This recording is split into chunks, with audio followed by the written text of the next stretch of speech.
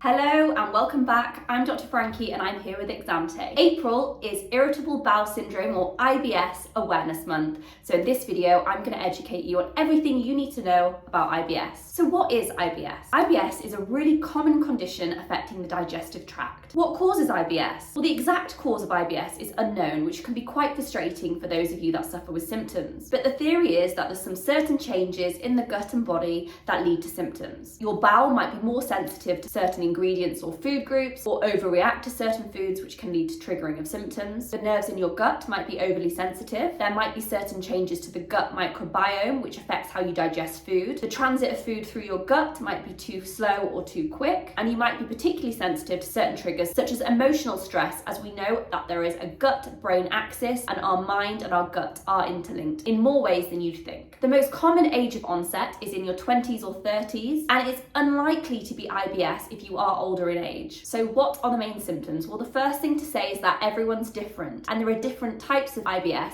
depending on which symptoms predominate. Some people may experience stomach pain or cramps. These are usually worse after eating, and symptoms usually improve after opening your bowels. Some people may experience bloating. Your tummy might feel distended and swollen and painful. Some people might have predominantly constipation, and they might feel really bunged up and not open their bowels as frequently as they normally should. They may feel like they're having to strain to open their bowels, or not opening their bowels fully when they do pass a stool. Others, on the other hand, may experience more diarrhea type symptoms and get lots of flatulence and lots of diarrhea. This may come with urgency and increased frequency of opening your bowels. You may also pass some mucus in your stool. Now, symptoms tend to vary and they come and go over time. There might be periods where you have no symptoms. There might be a period where you have increased frequency and severity of symptoms. And sometimes these symptoms can be triggered by certain things. Triggers can include certain foods, emotional stress, not getting enough sleep, having a menstrual period, or not eating or eating too much fiber. How is IBS diagnosed? Well, frustratingly, there's not a single diagnostic test for IBS. It's actually a diagnosis based on your clinical picture, which your doctor can diagnose, and a diagnosis of exclusion,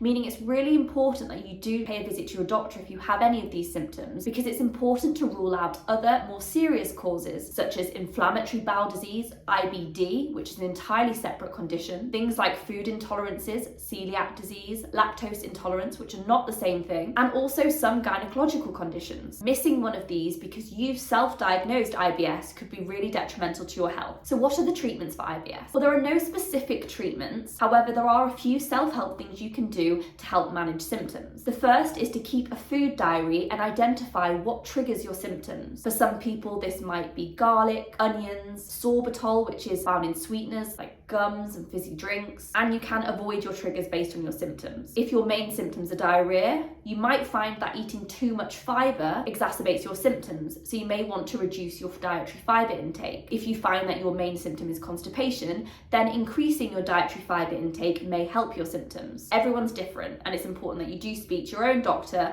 who may actually refer you to a dietitian for some specialist advice. In some cases, there may actually be some useful exclusion diets, whereby you cut out or eliminate certain foods from your diet for a short period of time and then gradually reintroduce them at small doses. One of the most well-known diets is called the low FODMAP diet. FODMAPs stand for fermentable oligosaccharides, disaccharides, monosaccharides, and polyols. These are often found in certain types of fruit and veg. This diet should only be done under recommendation and supervision by a registered dietitian, and it should not be used as a diet for lifelong, and it certainly shouldn't be used as a diet for weight loss purposes. Other things you can do to help manage symptoms include taking time to eat your meals slowly and chew your food properly. Some people like to try probiotics and other medications like Buscopan, which can help with stomach cramps, peppermint oil, and other lifestyle advice, including getting enough sleep, minimizing stress where you can, and physical activity. We know regular exercise can positively improve symptoms. IBS has also been found more commonly in those who suffer with mental health conditions such as anxiety and depression. So often talking therapies such as CBT may also play a role in the management of IBS. IBS is quite a complex condition, and there is emerging evidence that our brain and our gut are linked in more ways than we originally thought. So therefore, managing your mood